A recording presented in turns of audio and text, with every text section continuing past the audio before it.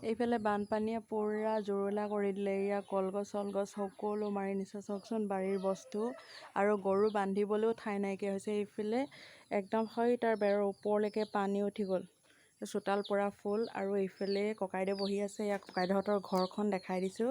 এইফালে অসুখীয়া ককাইদেউজনে কেনেকৈ কাম বন কৰে, যি হ'লেও এয়া চক য'ত ত'ত বস্তু মানে এতিয়া ক'তো ঠান ঠিক লগাব পৰাই নাই। এতিয়া লাহে লাহে কামবোৰ চলিছে আৰু এইফালে গোটেই এই ৰুমটোহে অলপ ভাল হৈ আছে।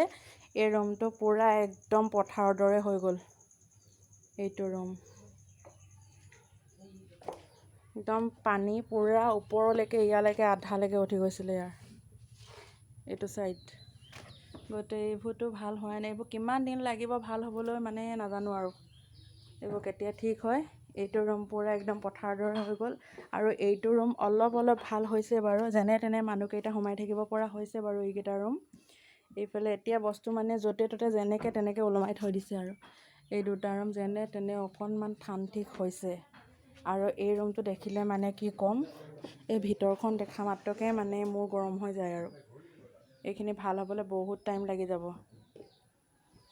আৰু এইফালে বৌয়ে পূৰা কামত ব্যস্ত আৰু অকলে অকলে তেওঁ কোনফালে কৰিব, ল'ৰাটো যায় ডিউটিলৈ, নগ'লেও নহয়। সঁচা।